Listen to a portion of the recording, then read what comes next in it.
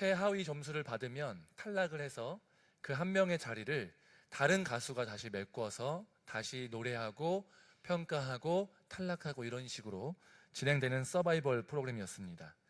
지금도 그렇지만요, 그 당시에 가수라고 해도 가수답기보다는 가창력이나 노래, 또 감성으로 승부하기보다는 외모와 또 춤으로 이렇게 가수 활동을 하다가 실제로 5분 정도 되는 노래에서 약 5초 정도만 노래를 부르고 그런 인기를 얻어서 다른 또 연예인, 또 배우나 이런 것들로 많이 전향하는 그런 분위기 속에서 나는 가수다, 이 말 자체로 가수의 정체성을 보여주고자 했고, 또 그것에 시청자들이 가수란 이렇게 노래를 잘 부르고 또 우리의 이렇게 마음을 좀 울리는 것이 가수지라는 것을 느끼게 했던 프로그램으로 또 센세이셔널한 어떤 그런 것들을 보여줬던 프로그램이었습니다.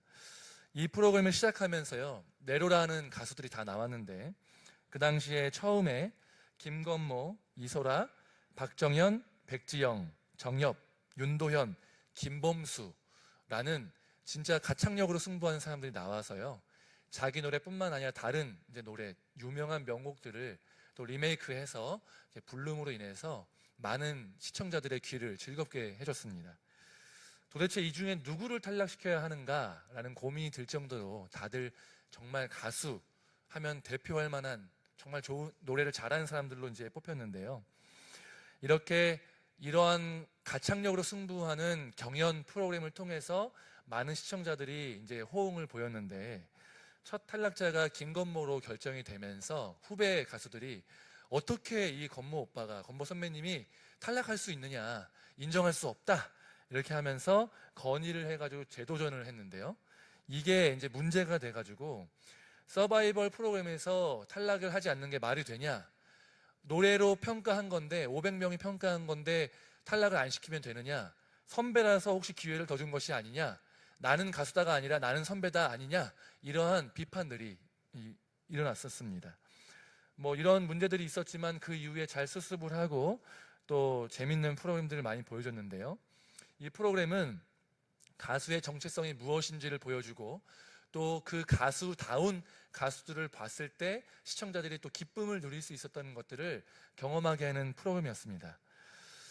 가수라는 정체성을 잃어버린 시대에 가수다운 가수들에 의해서 사람들이 호응하는 것처럼 우리 그리스도인들도요, 그리스도인이라는 정체성이 희미해지고 그 의미가 퇴색된 시대 가운데에 그리스도인이라는 올바른 정체성을 가지는 것은 너무나도 중요하다는 것입니다. 오늘 말씀을 통해서 그리스도인이 된다는 것, 또 그리스도인은 어떤 존재인지 그 정체성을 깨닫고 그리스도인다운 삶을 살아가시는 저와 여러분 되시기를 주님의 이름으로 축복합니다. 오늘 말씀을 보시면요, 이 20절 말씀의 앞부분을 보면 내가 그리스도와 함께 십자가에 못 박혔나니 라는 구절이 나와 있습니다. 그리스도인은요, 그리스도와 함께 못 박힌 사람이다 라는 것입니다.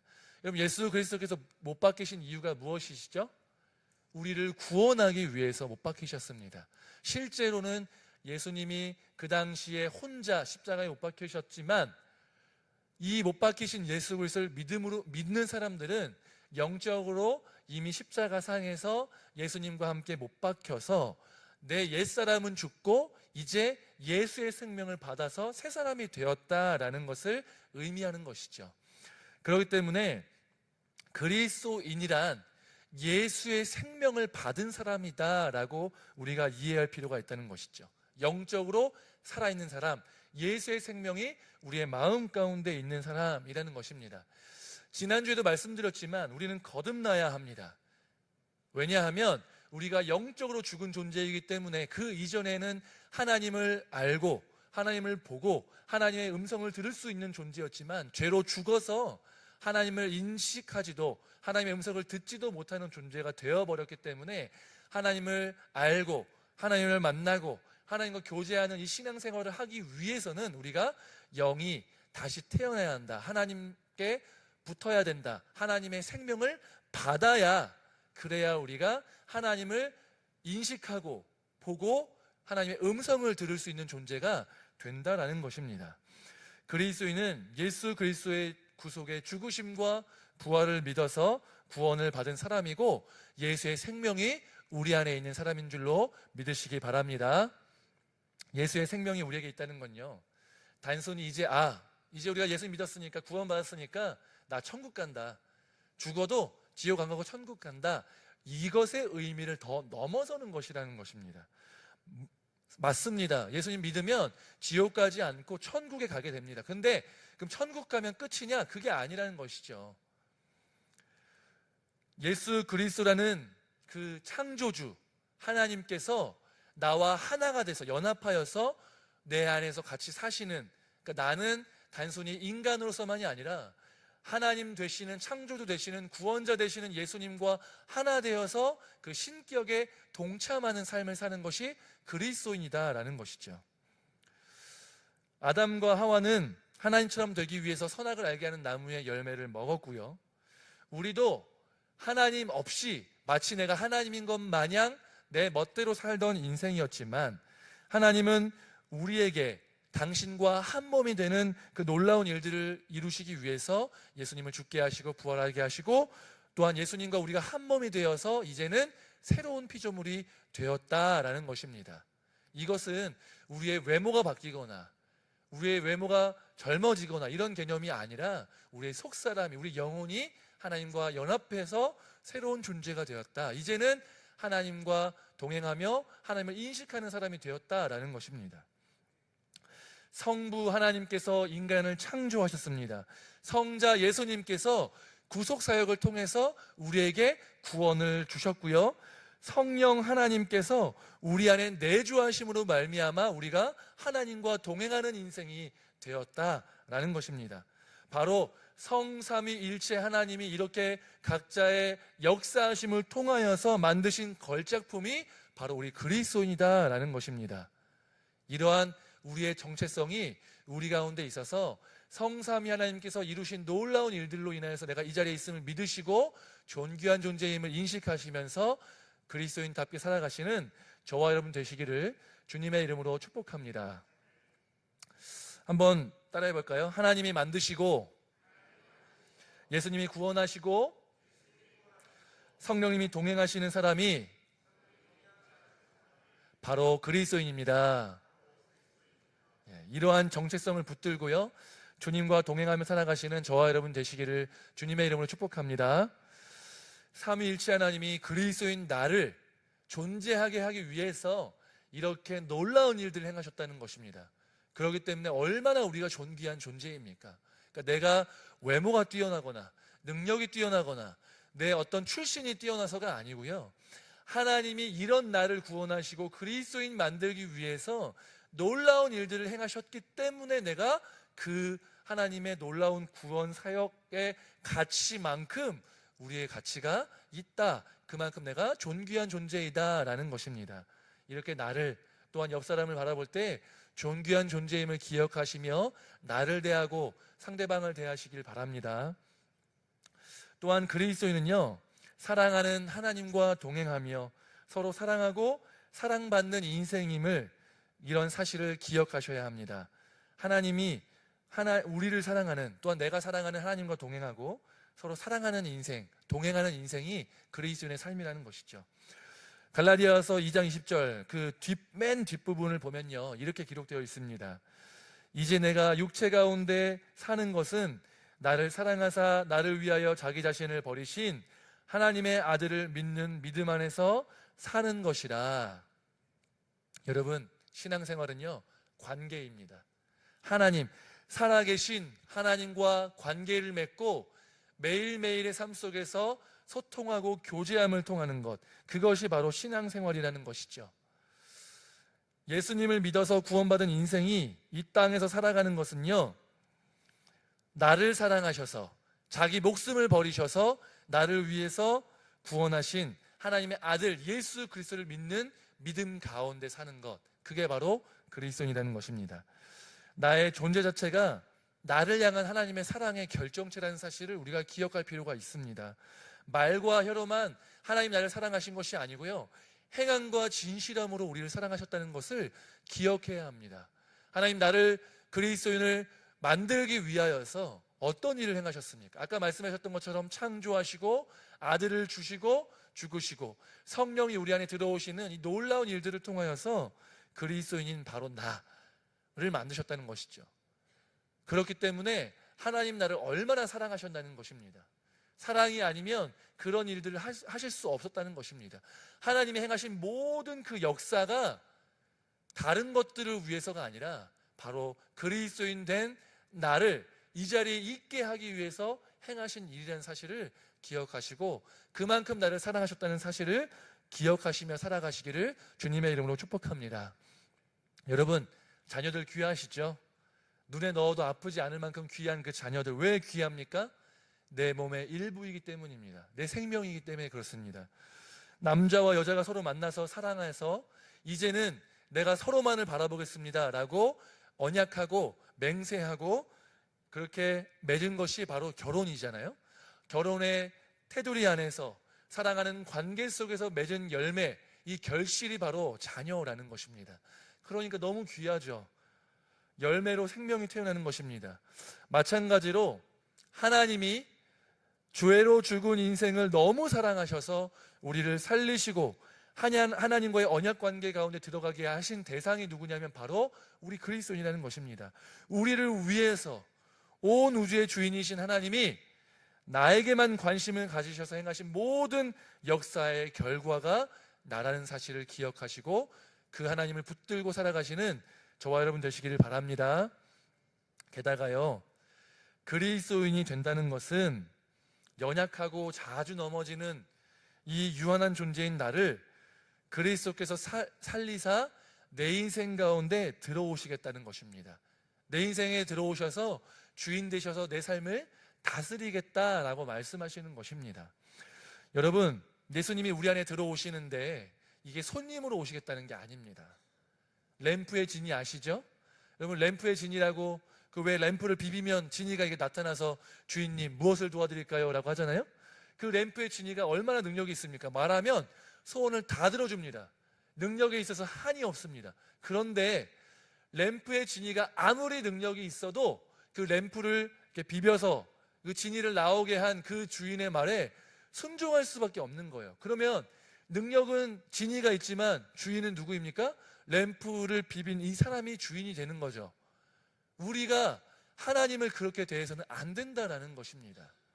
하나님은 능력이 한이 없으시고 창조주이시고 여러 가지 권능이 있으시지만 하나님은 그냥 내 삶 가운데 내 삶을 터치하지는 마시고 내가 필요한 것들을 구하며 기도할 때 거기에 응답하시기만 하시면 되는 하나님으로 인식하면 안 된다는 것입니다. 여러분, 하나님이 그런 존재라면 하나님이 주인입니까? 내가 주인입니까? 내가 주인 아니겠습니까? 근데 우리가 하나님의 주인이 맞습니까? 아니죠.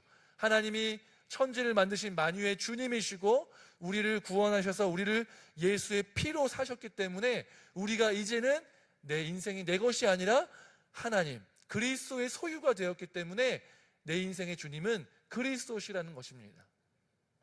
그러니까 우리가 하나님을 대할 때 마치 램프의 진이를 대하듯이 능력은 있지만 내 마음대로 조종하듯이 내 기도에 응답하기만을 바라면서 그렇게 내 마음대로 살아가는 인생을 사는 것이 그리스도인의 삶은 아니라는 사실을 기억할 필요가 있다라는 것입니다.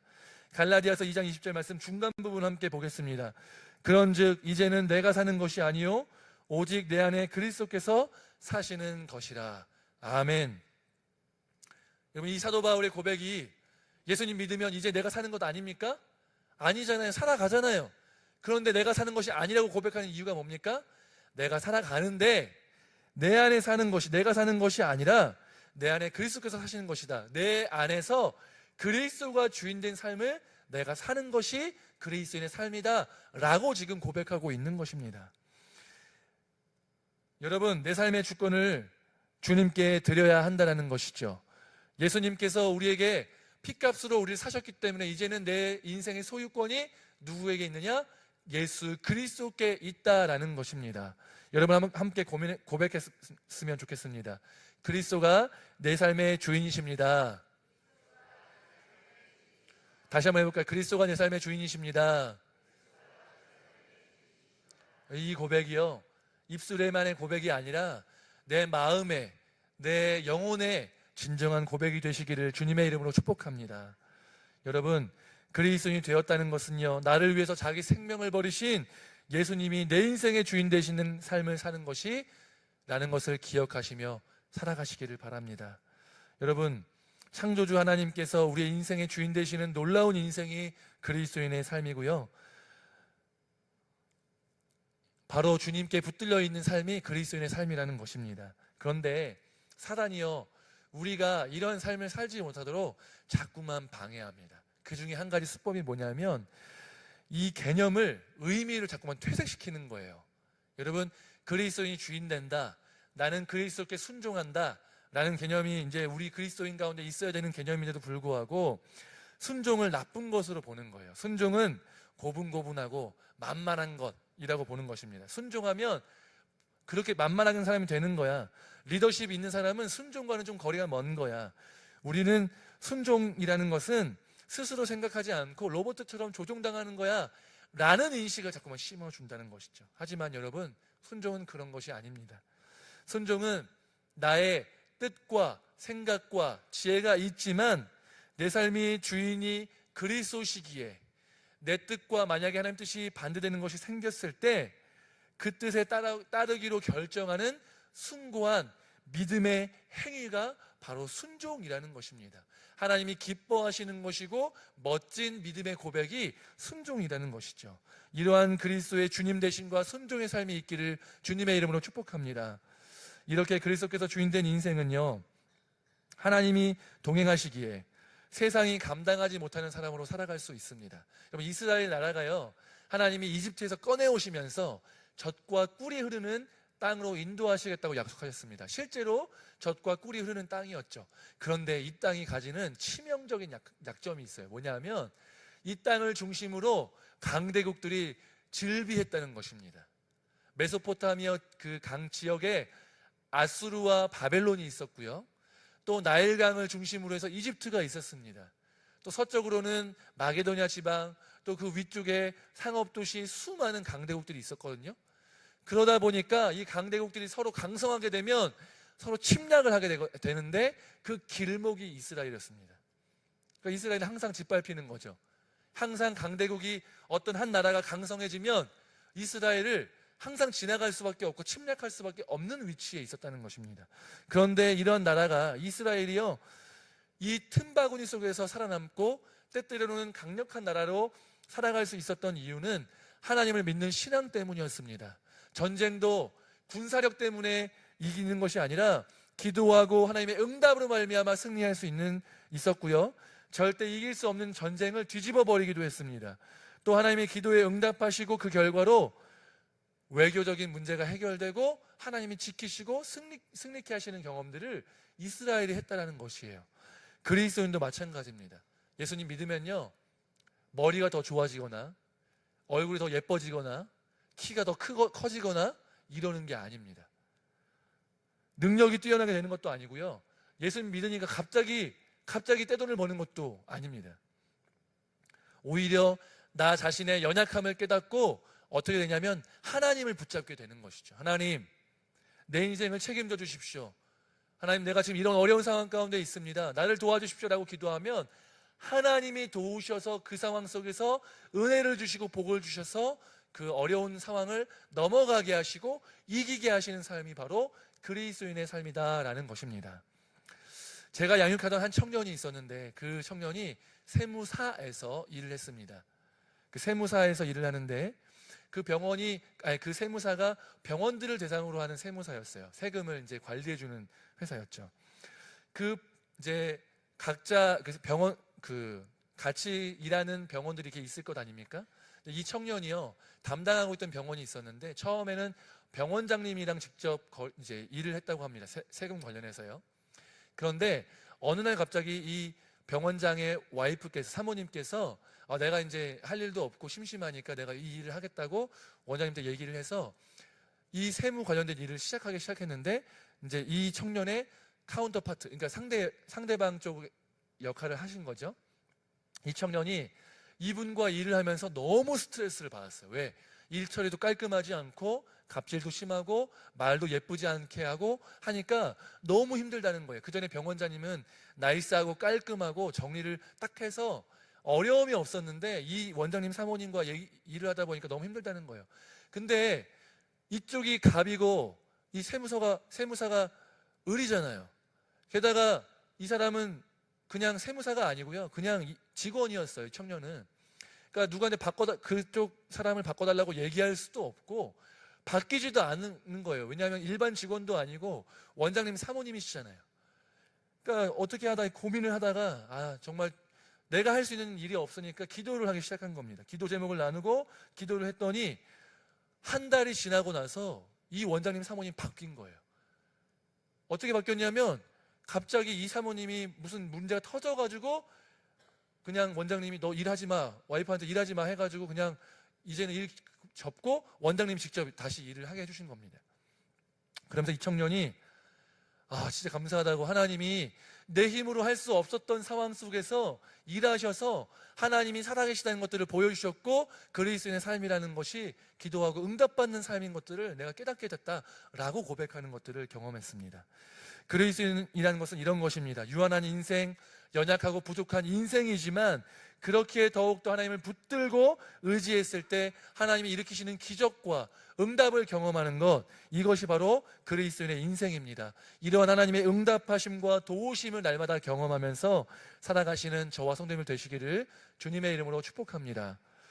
그런데 이러한 그리스도인다운 삶을 살아가기 위해서는요, 훈련이 필요하다라고 얘기합니다. 하나님의 뜻이 무엇인지 명확하게 알아야 하고요, 하나님이 내 삶을 어떻게 인도해 가시는지 그 방식을 알아야 합니다. 또 훈련해야 합니다.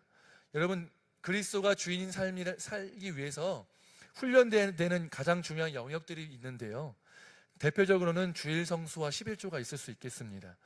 주일 성수는요, 하나님이 내게 주신 생명, 이 시간의 주인님 하나님이십니다라는 고백으로 드리는 것이 바로 주일 성수라는 겁니다.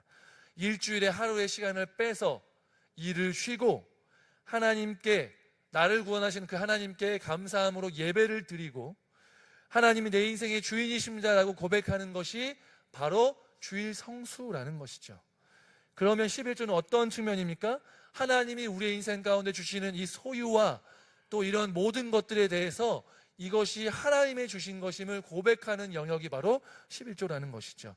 우리가 회사에서 주는 월급, 장사를 해서 버는 돈을 살아가는데 그 회사를 흥하게 하는 것도 망하게 하는 것도 하나님이시고, 또한 경기가 좋게 하시는 분도 나쁘게 하시는 분도 하나님이시며, 내가 돈을 벌 수 있도록 지식을 주시고 기회를 주시고 능력을 주시는 것도 하나님이십니다 라고 고백하면서 우리에게 주신 것 중에 일부를 주님께 드리는 것이 바로 11조라는 것이죠. 물론 이것은 쉽지 않습니다. 한 번에 되지 않습니다. 드릴 때 아깝죠. 저희 딸이 2명 있고 아들이 하나 있잖아요. 이번에 설에 명절이니까 할아버지 할머니 또 아는 분들에게 용돈을 받았습니다. 용돈을 받아서 제가 통장에 넣어주면서 이렇게 얘기를 했거든요. 이거 하나님이 주신 거거든. 그러니까 하나님이 주신 것임을 고백하면서 그 중에 10분의 1을 11조를 드리는데 너네가 이번에 한번 해봤으면 좋겠다라고 얘기를 했어요. 지한이는 뭔 말인지 모르니까 그냥 제가 했고요. 유진 주인은 이제 설명을 하고 나서 유진이는 흔쾌히 동의를 했고, 주인은 들어 누우면서 싫어! 안 줄 거야! 이러면서 아깝단 말이야, 내 거야! 이렇게 한 거예요. 제가 그래, 네 마음 이해한다. 그거 아깝지 당연히. 그거 쉽겠니? 그러면 이번에 못하겠으면 이번에 하지 않아도 된다. 다음에 네가 하고 싶을 때 하면 돼 라고 얘기했습니다. 근데 이제 언니가 하니까, 동생이 하니까 자기만 안 할 수 없어서 울면서 그래 나도 할래 이러면서 11조를 드렸습니다. 여러분, 어려운 일입니다. 시간을 드린다는 것, 재정을 드린다는 것, 마음을 드린다는 것은 결코 쉬운 일이 아닙니다. 그럴 때는 훈련이 필요한 것이고요, 훈련 가운데 시간을 드리고 재정을 드리고 마음을 드리고 또한 모든 것의 주인이 주님이심을 고백하면 하나님이 책임지시는 은혜를 경험할 수 있습니다. 하나님이 주인 되시겠다, 우리에게 이러한 것들을 주권을 요구하시는 이유는요, 우리의 인생을 책임지시겠다는 거예요. 단순히 하나님 마음대로 우리의 인생을 좌지우지하고 그러겠다는 게 아니고요, 네 인생 이제 내 거다, 네 인생 내가 책임진다. 나만 따라오면 네 인생 은혜와 복 가운데 살아갈 수 있다라고 약속하시고 책임지신다는 것입니다. 시간과 소유뿐만 아니라 내 인생 전체를 주님께 맡겨드려서 주님이 주인 되시는 삶을 살아가시고 하나님이 책임지시는 그 경험들을 하시는 저와 여러분 되시기를 주님의 이름으로 축복합니다. 그런데 우리는 이러한 정체성을 가지고 살아가려고 하지만 이렇게 살아가는 것은 쉽지 않습니다. 때때로 넘어지기도 하고 하나님이 나를 사랑하신다는 것을 잊어버리기도 하고 의심하기도 합니다. 또 내가 그리스도인이 주인인데 주님 뜻보다는 내 뜻대로 살아가고자 그냥 살아가려고 우길 때도 있죠.